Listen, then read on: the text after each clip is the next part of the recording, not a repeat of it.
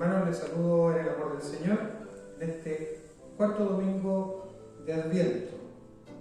Saludamos a nuestros hermanos del circuito, avanzada de la Junta, Isla Chilhuapi, avanzada de Río Sur, primera y segunda iglesia de Puerto Montt. Para comenzar este devocional, vamos a invocar con una oración a nuestro Señor para que esté en la presencia, en la mente y en el corazón de cada uno de nosotros en nuestros hogares. Oremos, hermanos. Padre Santo, te damos las gracias una vez más por permitirme estar en tu casa de oración dirigiendo esta liturgia de este domingo.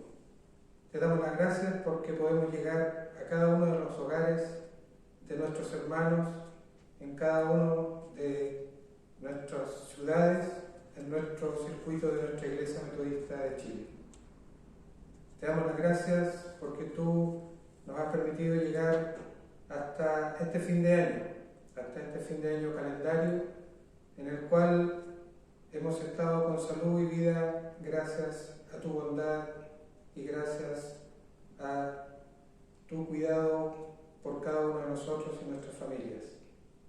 Te agradecemos el estar aquí y te agradecemos también porque podemos entonar himnos y escuchar tu palabra que hoy nos dirigirán para que estemos todos unidos.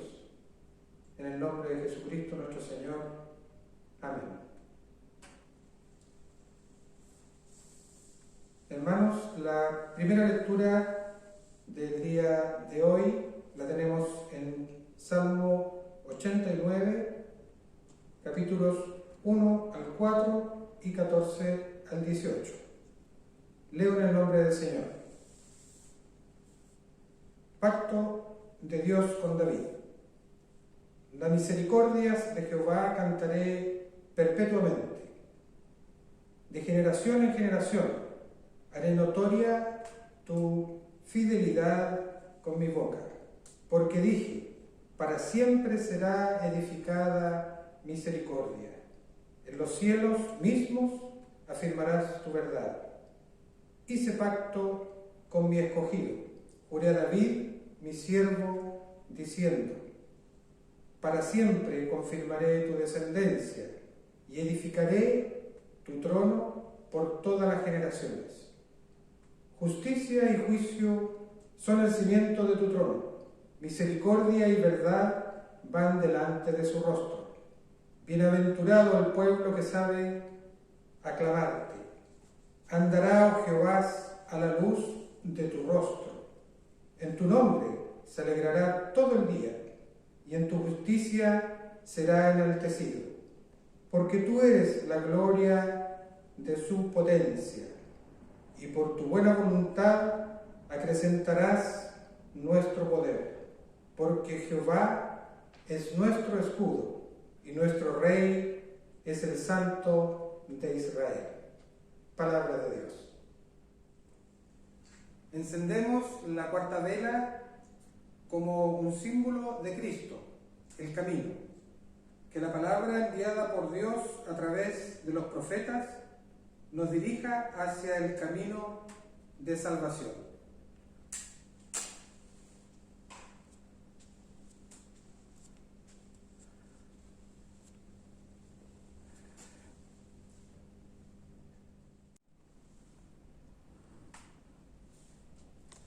Hermanos, los invito a abrir nuestros himnarios. En el himno número 49, suenen dulces himnos.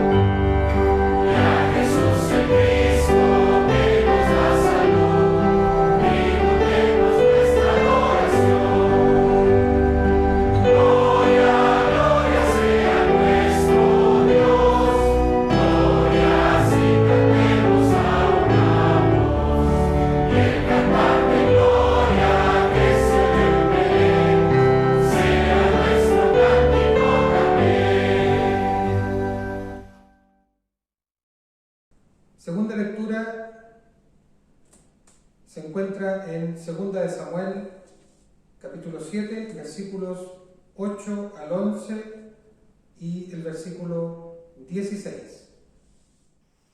Leo en el nombre del Señor. 2 de Samuel, capítulo 7, versículo 8 al 11 y 16. Ahora pues dirás así a mi siervo David: así ha dicho Jehová de los ejércitos: yo te tomé del redil, de detrás de las ovejas, para que fueses príncipe sobre mi pueblo, sobre Israel. Y he estado contigo en todo cuanto has andado, y delante de ti he destruido a todos tus enemigos. Y te he dado nombre grande, como el nombre de los grandes que hay en la tierra. Además, yo fijaré lugar a mi pueblo Israel, y lo plantaré, para que habites en su lugar, y nunca más sea removido, ni los inicuos le aflijan más como al principio, desde el día en que puse jueces sobre mi pueblo Israel. Y a ti te daré descanso de tus enemigos. Asimismo Jehová te hace saber que Él te dará casa. Y será afirmada tu casa, y tu reino para siempre delante de tu rostro, y tu trono será estable eternamente. Palabra del Señor. Hermanos, confesaremos nuestros pecados, nuestras faltas ante nuestro Dios, y para ello entonaremos el himno número 131, tal como soy, sin más decir.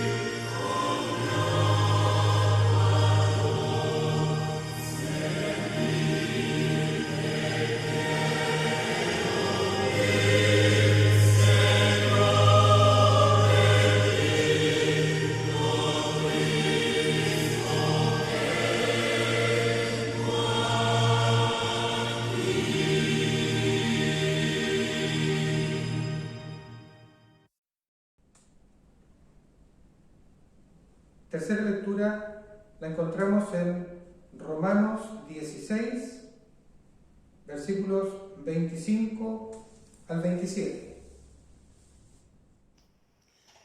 Leo en el nombre del Señor el libro de Romanos, capítulo 16, del versículo 25 al versículo 27.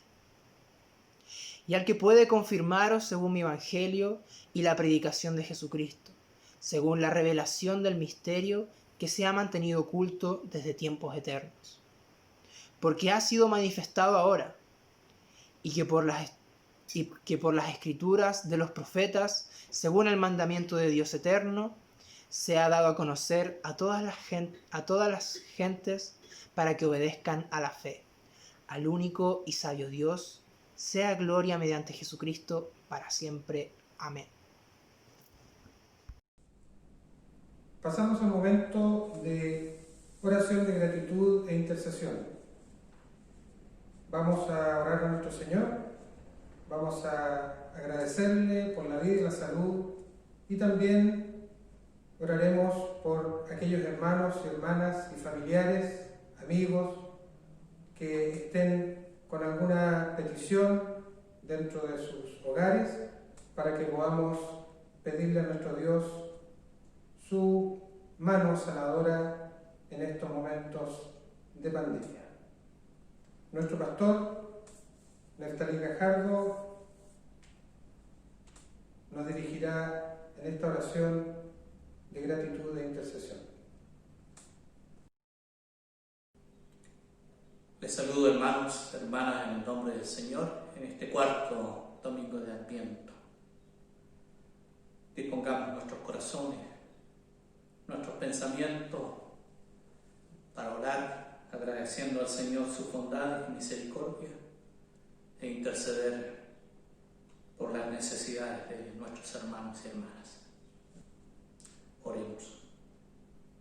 Ante ti, Señor, estamos.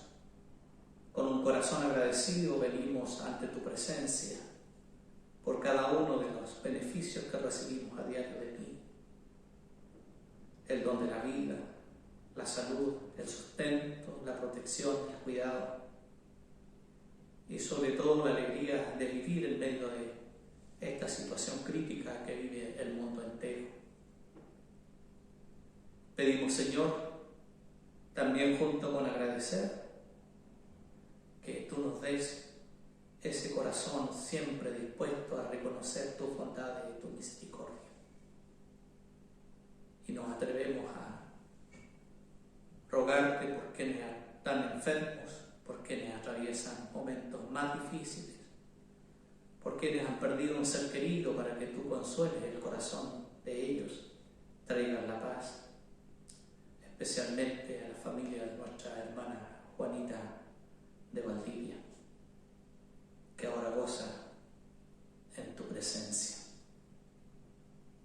Trae la paz al corazón de su familia y el consuelo para reponerse y seguir mirando el porvenir.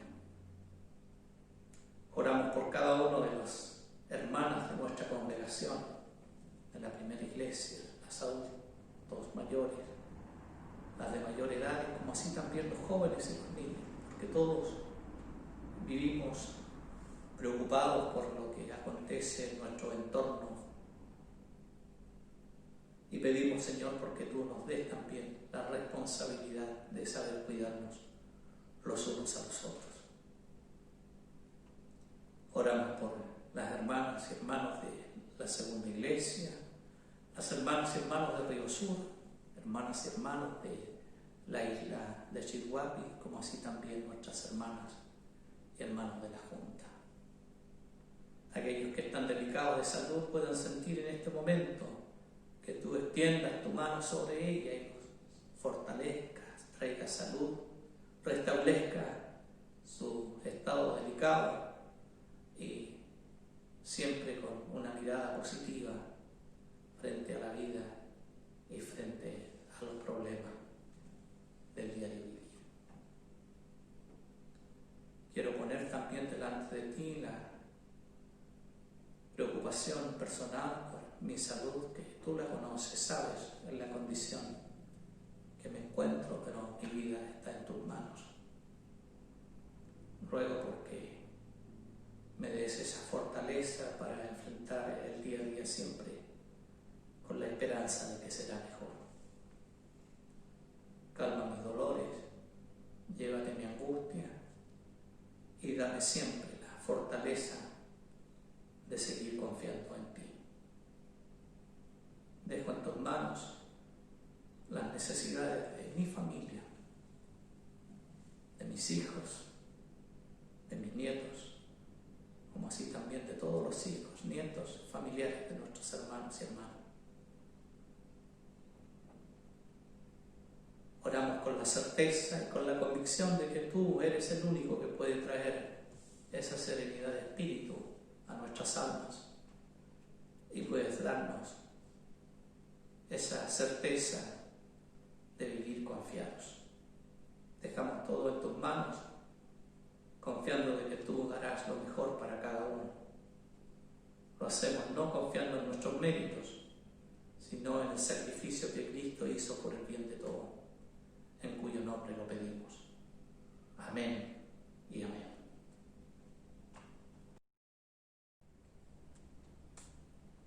Hermanos, es el momento de ofrendar a nuestro Dios de lo mucho que nos da. Cada uno de nosotros hemos apartado algo para que hagamos llegar a nuestros tesoreros del circuito de cada una de nuestras iglesias y avanzadas nuestros aportes, nuestras ofrendas, para poder paliar los gastos que hay en cada una de nuestros templos e iglesias.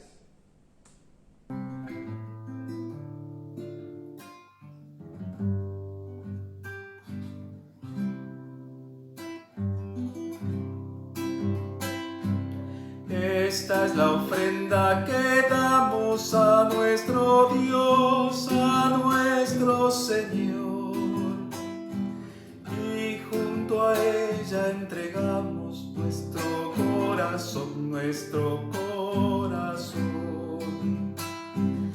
y junto a ella entregamos nuestro corazón.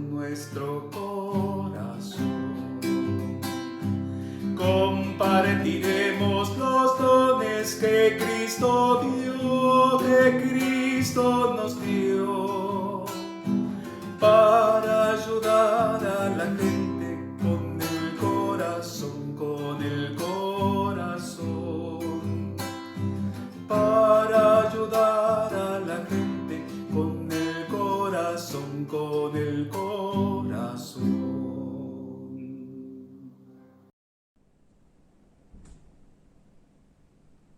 Lectura del Evangelio lo encontramos en el libro de Lucas, capítulo 1, versículos 26 al 38.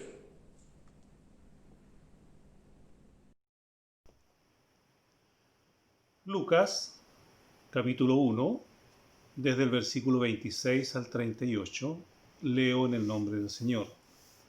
Anuncio del nacimiento de Jesús.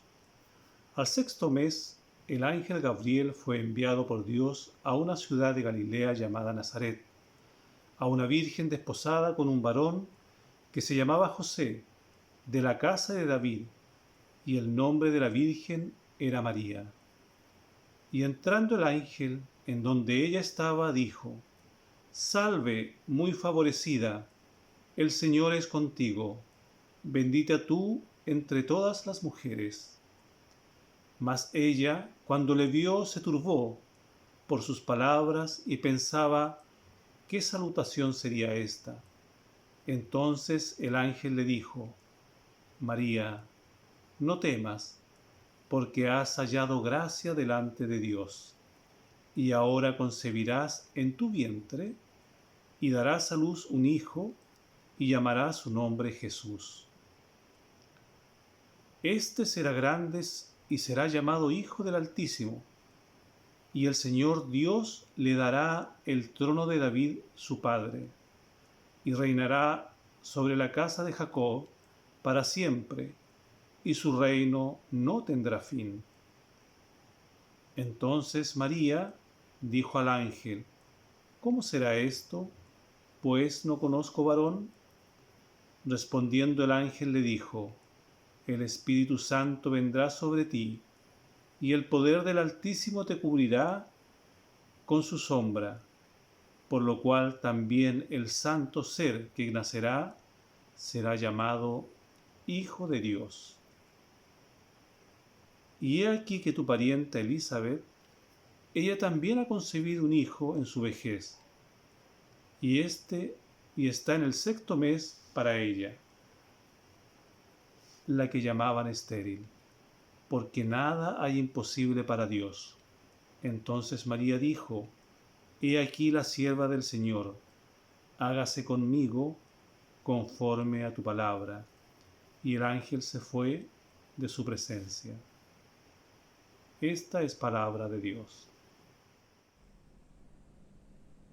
Hermanos, antes de pasar a escuchar la palabra de Dios, en el mensaje que nos trae este domingo nuestro hermano presbítero Omar Sepúlveda, vamos a entonar el himno número 127, Sembraré la simiente preciosa.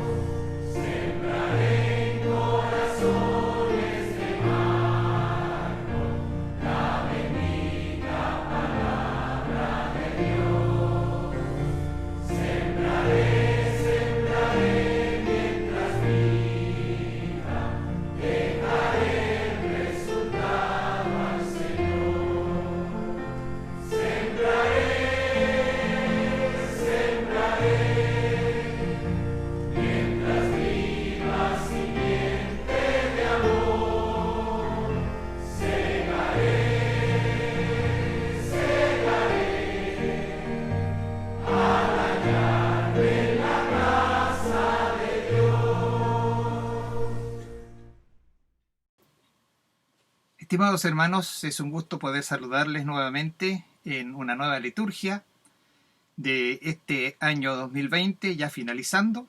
Estamos en el domingo 20 de diciembre del 2020 y estamos celebrando el 4º domingo de Adviento. Hemos encendido las 3 velas anteriores en los 3 domingos de Adviento pasados y no debemos olvidar su significado, porque la idea justamente es que nosotros mantengamos justamente estos conceptos, estos simbolismos, los tengamos presentes durante todo este tiempo. El verde simbolizaba a Cristo como nuestra esperanza, y eso es lo que nosotros tenemos como cristianos. La vela morada del 2º domingo era el tiempo de salvación.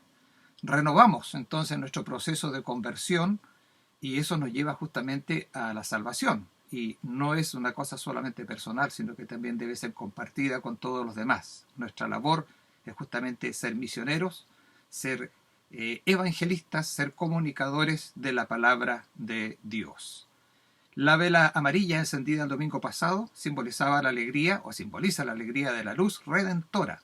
Es decir, nosotros afirmamos que Cristo es nuestra alegría. Cristo, como él mismo dijo, es la luz del mundo. Ya hemos encendido la vela de este domingo y este domingo nuestro leccionario nos presenta 4 pasajes, 2 del Antiguo Testamento y 2 del Nuevo Testamento. los cuales ya los hemos escuchado de parte de nuestros hermanos y hermanas que los han leído. Voy a mencionarles nuevamente, por si quieren buscar sus Biblias y seguir el pasaje, Salmo 89, del 1 al 4 y del 14 al 18.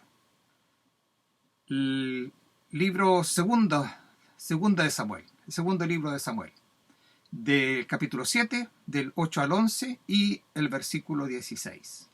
También en el Nuevo Testamento, estas otras dos lecciones, Romanos en el capítulo 16, del 25 al 27, Lucas 1, que es el Evangelio para este día, del 26 al 38, que viene a ser el pasaje más largo que tenemos para este domingo.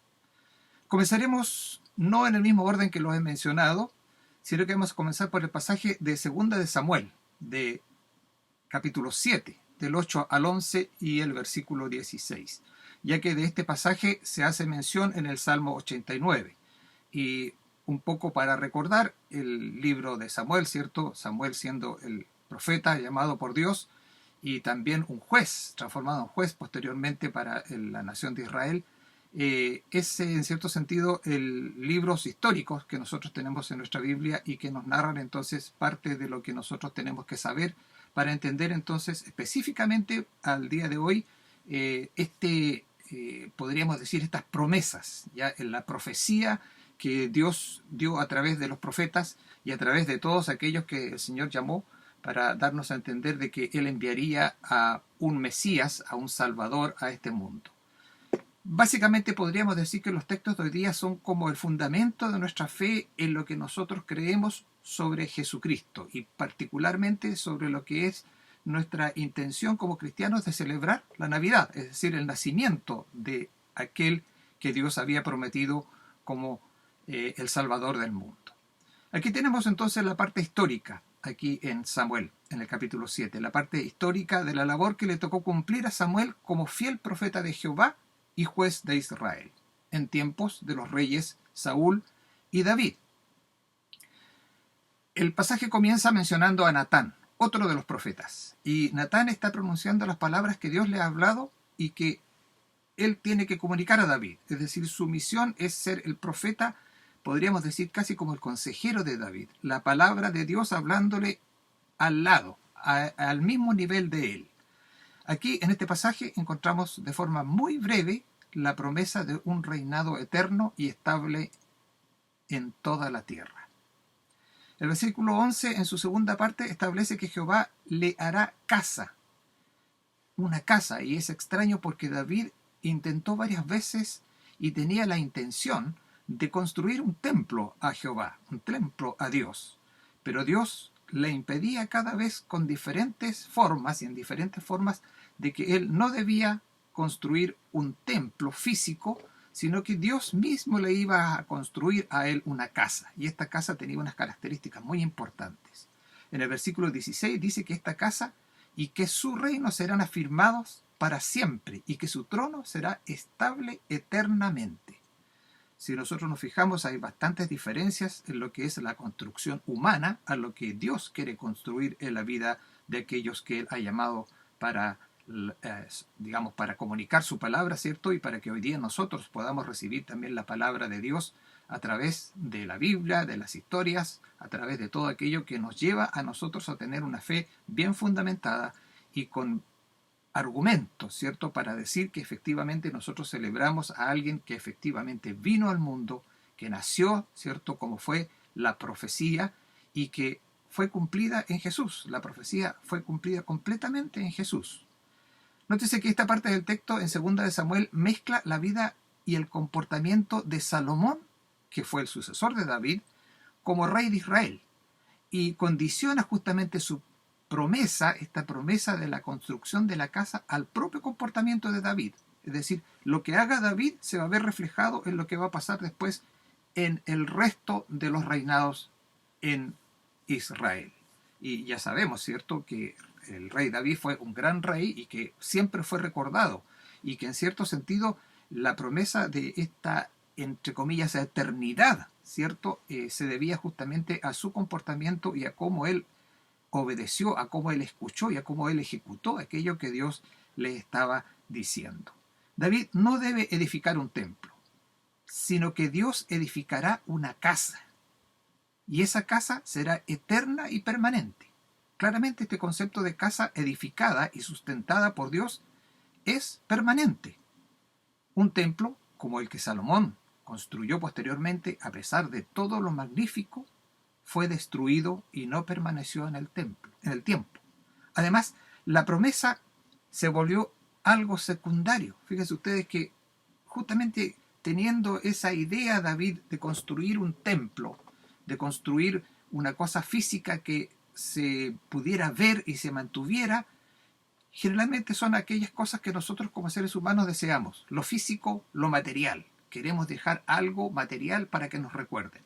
Y en cierto sentido David quería hacer eso. David no entendía que Dios le estaba prometiendo una casa, una especie de familia que iba a permanecer eternamente. Y después en las profecías se van mencionando justamente estas descendencias y cómo aquel que iba a ser el Mesías del pueblo de Israel iba a ser justamente del linaje de David.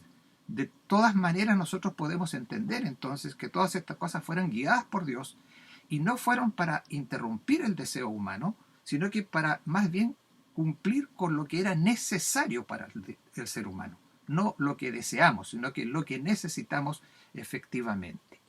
Y esto justamente hace que la promesa se volviera algo secundario, porque como no era algo interesante, esto de la casa que Dios estaba prometiendo, los intereses nacionales no estaban puestos en ello, estaban puestos en otra cosa. Los israelitas querían aparecer como una gran nación y como una nación que fuera admirada por las otras naciones. Y no se trataba entonces en construcciones físicas y materiales, sino que se trataba en algo que Dios estaba prometiendo y que iba mucho más allá de lo que nosotros conocemos como las cosas humanas y perecederas.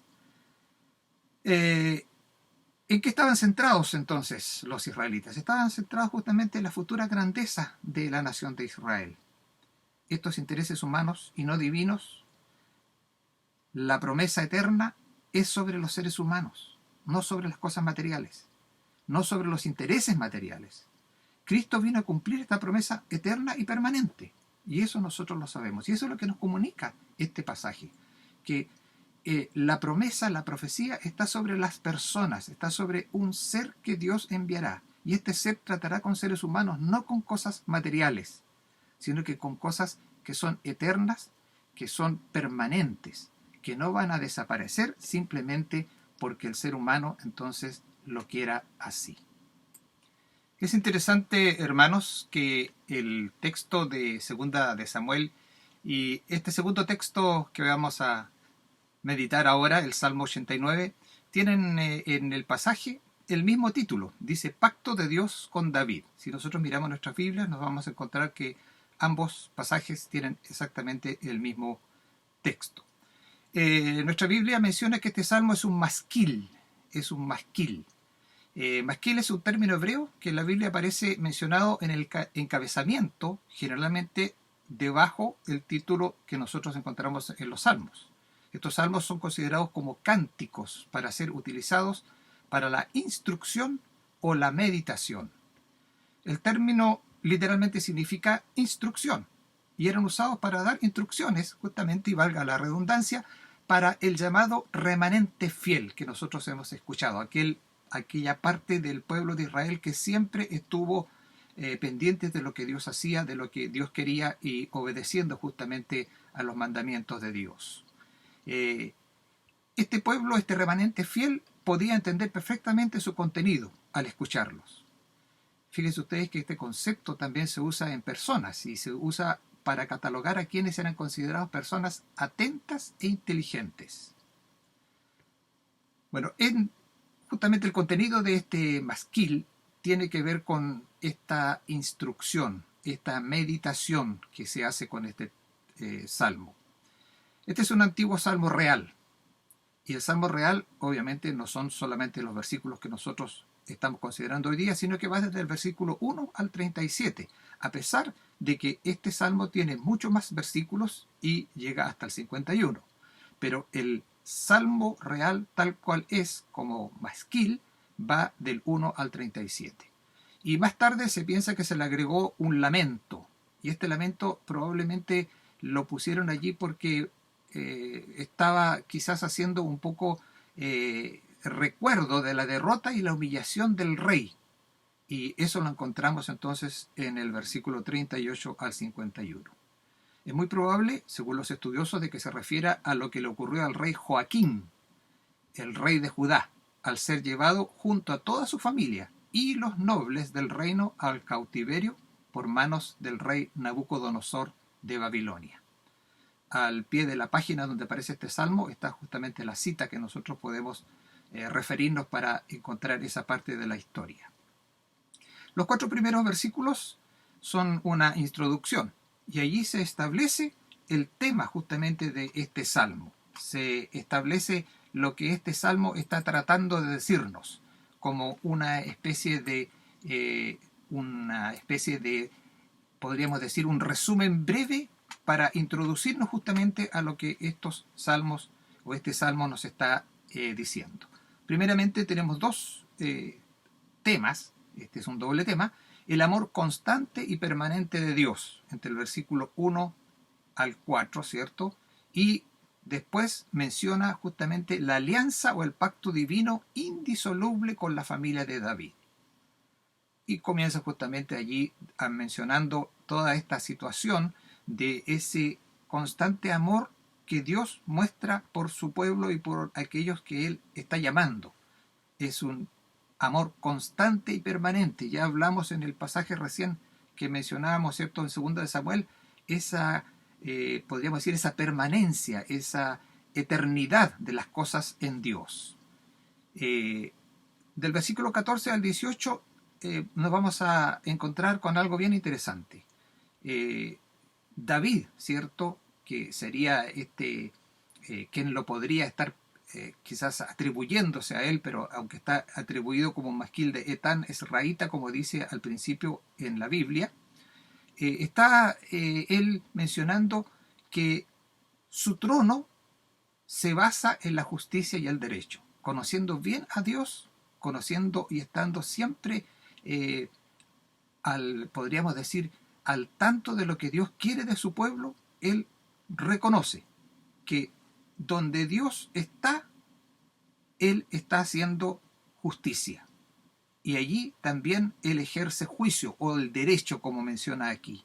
Y esta autoridad de Dios justamente está basada, se fundamenta en la justicia y el amor salvador de Él mismo. Es un amor salvador incondicional, no tiene condiciones. Nuevamente encontramos aquí 2 conceptos que son muy comunes en muchos de los salmos, porque los salmos hablan de cómo es Dios. Ahí se nos narra cómo es Dios justamente en estas especies de manifestaciones humanas para decir lo que se está pensando, para dar a conocer lo que el ser humano conoce, pero más que nada también para dar a entender de que quien está hablando, quien está cantando, quien está recitando estos salmos, tiene muy consciente o está muy consciente, ¿cierto? Y tiene muy presente todas aquellas cosas que Dios puede hacer con ellos. Y por eso ellos aclaman a Dios y también manifiestan a Dios lo que ellos piensan que puede hacer con su vida. Esta justicia y juicio que se mencionan en todos los salmos donde se muestra el carácter y esencia de Jehová, Dios. Ellos son el fundamento, el cimiento de su trono, de acuerdo a lo que aquí no se nos dice. Pero cuando los muestra al ser humano, dice que le anteceden siempre su misericordia y su verdad. Es decir, Dios nunca va a ejecutar justicia, ni va a hacer juicio, no va a dictar sentencia, en otras palabras humanas, sin tener presente que su amor va por delante de él con estas características, con las características de la misericordia y la verdad. Dios es un Dios de misericordia y de verdad. Esto trae bendición al pueblo que le adora y así establece el trono de la monarquía davídica, con esta bendición y ese establecimiento del trono de la monarquía davídica del rey David, que va a permanecer, ¿cierto?, por decir así, su dinastía por muchísimos, porque es un reinado eterno, como dice la Biblia, como dice la profecía.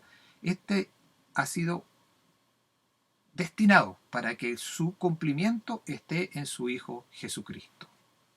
Y eso es lo que nosotros tenemos que mencionar justamente a través de este texto. Nuevamente aquí tenemos entonces una manifestación profética de aquellas cosas que el pueblo de Israel conocía muy bien, pero que a la vez también manifestaba en la vida diaria. Es decir, ellos no solo atribuían esto a una profecía del futuro, sino que también era una presente, podríamos decir, presencia de Dios en todo momento, y se llevaba a cabo en sus vidas. Ellos no olvidaban que Dios estaba pendiente de ellos mismos, a pesar de que las profecías hablaban de un Mesías futuro, de un Mesías que vendría, y que pasaron años y años ellos esperando justamente que esto sucediera, hasta que por fin entonces llegó ese podríamos decir, anuncio, ¿cierto?, tan importante para la vida de los seres humanos. El tercer pasaje está relacionado con una de las cartas más teológicas, más pesadas, más complicadas del apóstol Pablo. Y básicamente nosotros podemos encontrarnos aquí al buscar en nuestras Biblias que estos versículos del capítulo 16, del 25 al 27, son el final de la carta. Por decir así, una doxología. Y estos 3 versículos justamente son el final de la carta del apóstol Pablo a los romanos. Están catalogados como una doxología. ¿Y qué es una doxología? Una doxología es una alabanza a Dios, donde se expresa la objetividad absoluta, la realidad de Dios y sus manifestaciones. Fíjense ustedes que esto tenía otra connotación en el mundo griego, y básicamente una doxología no era algo tan objetivo, tan absoluto, era más bien algo subjetivo. Pero aquí en el mundo del pueblo hebreo, en el mundo donde se manejaban estas cosas divinas y que creían solamente en un solo Dios, la doxología está justamente atribuida a esta expresión de algo objetivo y absoluto, real, una cosa que es verdadera. La doxología tiene su propia grandeza y majestad, también tiene su magnificencia y excelencia.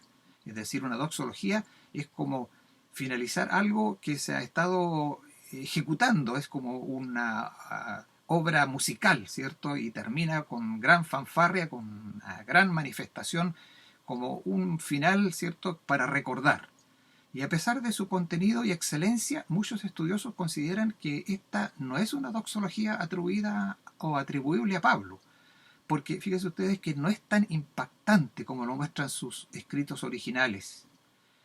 Probablemente quien la escribió o la agregó a esta carta conocía muy bien el pensamiento de Pablo, y es considerada entonces como genuina. Es decir, podríamos incluso decir que es la mano de Pablo, o a lo mejor Pablo dictándole a alguien una idea de cómo terminar esta carta, y justamente aparece allí en estas palabras. ¿Qué nos dicen estas palabras de la doxología? Que nuevamente aquí se manifiesta de que Dios es el que confirma. ¿Y qué es lo que confirma? ¿Y cómo lo confirma? Tanto por la predicación del Evangelio, por parte de su discípulo Pablo, como por la predicación de Jesucristo, según el misterio que ha estado oculto desde tiempos eternos. Así nos dicen los textos, los versículos. Pero que ahora se ha manifestado y se ha dado a conocer a todas las personas, a todas las gentes, para que obedezcan a la fe por las escrituras de los profetas, según el mandamiento de Dios eterno. Al único y sabio Dios sea la gloria mediante Jesucristo para siempre. Ahora, declarar que el único y sabio Dios ordenó su propósito salvador, el cual había sido un misterio, para que fuera revelado en Cristo, es justamente la raíz de la similitud con los principios de la doctrina, las normas y prácticas de Pablo y de la religión cristiana. A esto se llama ortodoxia, es decir, es una opinión o una creencia que se tiene por correcta y verdadera. Termina magníficamente declarando su total alabanza y devoción a Dios con las palabras único y sabio Dios. La gloria es mediada por Jesucristo por toda la eternidad. Es decir, Jesucristo es aquel representante de Dios, aquel enviado de Dios, quien manifiesta la gloria de su Padre, la gloria de Dios, para siempre. y a través de Él nosotros podemos comunicarnos con Dios, a través de Él nosotros podemos conocer todo lo que hemos conocido de Dios.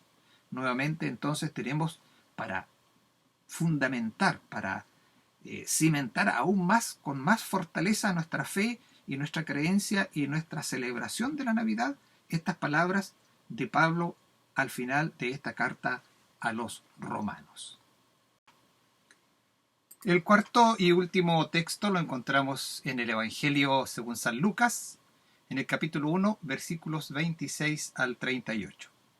Es el texto más largo que tenemos para este domingo y se trata del anuncio del nacimiento de Jesús, pero podríamos también subtitularlo como el anuncio del nacimiento de Juan, porque paralelamente al anuncio del nacimiento de Jesús está justamente el nacimiento de Juan. Está esta narración, ¿cierto?, que nosotros encontramos aquí.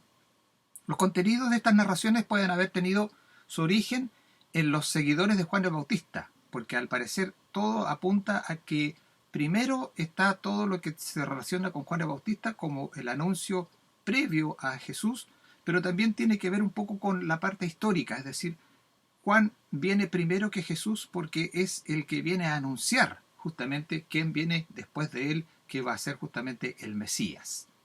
Si es así, entonces el anuncio podría haber llegado primero, en primer lugar, a Elizabeth, que era la parienta de María, más bien que a María misma. Y esto proporcionaría entonces un paralelo justamente a la anunciación de Zacarías, ¿cierto? Y explicaría cómo Elizabeth, esta parienta de María, conoce el nombre del niño que daría a luz, como menciona el versículo 60, donde Elizabeth niega que se llamará como su padre, Zacarías, es decir, ¿cierto?, diciendo justamente que lo que el ángel le mencionó era que se llamaría Juan. Gabriel nuevamente es el personaje celestial, es el que aquí aparece justamente como personaje principal porque es quien anuncia ambos nacimientos. Gabriel es mencionado antes en el versículo 19, cuando está justamente anunciando el nacimiento de Juan, que nosotros conocemos como Juan el Bautista, cuando hablaba con Zacarías, ¿cierto?, acerca del nacimiento de su hijo. La aparición ocurre en Nazaret, una ciudad en la región montañosa del sur de Galilea. A pesar, fíjense ustedes, de todos los argumentos humanos, el centro del anuncio del enviado de Dios es que María dará a luz un niño, un hijo que se llamará Jesús, a quien Dios le dará un reino que no tendrá fin. Así nos dicen las palabras justamente que está mencionando el ángel a María. Es interesante que aquí el texto de esta parte del Evangelio tiene una parte muy central y que nosotros a lo mejor podríamos haber titulado todo este mensaje, ¿cierto?, con la frase: para Dios nada es imposible. Porque justamente en este lugar, en este pasaje, aparece allí esta frase tan recurrida, ¿cierto?, para los hombres cuando nosotros nos enfrentamos a algo que no podemos solucionar. E incluso a las cosas que el hombre puede solucionar, nosotros generalmente las ponemos en oración para que así resulten. Y no son tanta obra del poder o la grandeza del ser humano, sino que más bien es el amor, la misericordia y las bendiciones que Dios entrega a su pueblo. María se ve asombrada por esto y declara que no ha conocido varón. Dice: ¿cómo es posible que yo vaya a tener un hijo si no he conocido varón? Es decir, que aún no está casada, pero sí estaba comprometida. Como dice el texto, estaba desposada, ¿cierto?, de José, como narra el texto. El ángel explica cómo será concebido. Y mencionas entonces: el poder del Altísimo te cubrirá con su sombra, y ese santo ser que nacerá será llamado Hijo de Dios. Dios sobrepasa todas las imposibilidades del ser humano, porque nada hay imposible para Dios, como dice en el versículo 37. Entre otras imposibilidades que aquí aparecen, y que Dios no las considera como tales, tenemos concebir un hijo sin la intervención de un varón, en el versículo 34. Y en el versículo 36 tenemos dos más: tener un hijo a una edad avanzada y tener un hijo a pesar de ser estéril. Y estos son atribuibles justamente a lo que Gabriel está contando a María de lo que le ha pasado a su parienta Elizabeth. Ante los designios y señales de Dios, solo nos queda decir como lo hace María: somos siervos del Señor, y que todo se haga conforme a su palabra y a su voluntad. María aceptó la voluntad de Dios en humilde obediencia como su esclava. El mensaje de hoy entonces es para recordar en dónde estamos nosotros, en dónde nosotros debemos ponernos frente a este niño que nace en Belén. Debemos recordar nuestra posición, debemos recordar dónde nosotros estamos frente a Dios y frente a aquel que vino a salvarnos. Ya las velas, ¿cierto?, y su significado nos han dado justamente una indicación para recordar durante todo este tiempo. Nos quedan pocos días, nos quedan 4 días para celebrar la Nochebuena, la noche en que Jesucristo llegó a este mundo gracias a la intervención, ¿cierto?, del amor incondicional de Dios para con todos nosotros. Quisiera terminar esta meditación de este día, de todo lo que hemos estado mencionando y nombrando, ¿cierto?, con una lectura, una traducción libre de una canción que me gusta mucho.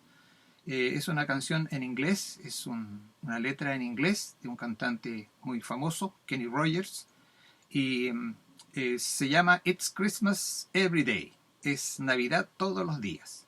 Y lo quisiera nombrar con una traducción libre que yo he hecho para que nosotros podamos tenerla presente durante estos días al aproximarnos a la Navidad. Él nació tan lejos, así nos cuentan la historia. Recordamos el día de Navidad, cuando el fin de año se aproxima. Cuando el tiempo va pasando, o a medida que el tiempo va pasando, guardamos los adornos. Entonces vivimos y nos preguntamos por qué no podemos recordarlo. La estrella de Navidad brilla una vez al año y luego se desvanece. Mantén el espíritu en tu corazón. Es Navidad todos los días. Navidad todos los días. No son las campanas, ni son los adornos, y no son los regalos que recibimos. Pero nació hace tanto tiempo, es fácil de olvidar. Paz en la tierra, buena voluntad para con los hombres. Pero los seres humanos no pueden andar solos. Nos perdemos por el camino. Pero Él puede traernos a casa. Acuérdate de Él durante todo el año, sin la estrella arriba. Nos dejó a todos un regalo de Navidad. Dejó el regalo del amor. La estrella de Navidad brilla una vez al año y luego se desvanece. Mantén el espíritu en tu corazón y será Navidad todos los días. Que el Señor nos bendiga en este tiempo. Hermanos, para ir finalizando esta liturgia de este cuarto domingo de Adviento, vamos a entonar el himno y luego tendremos la bendición pastoral.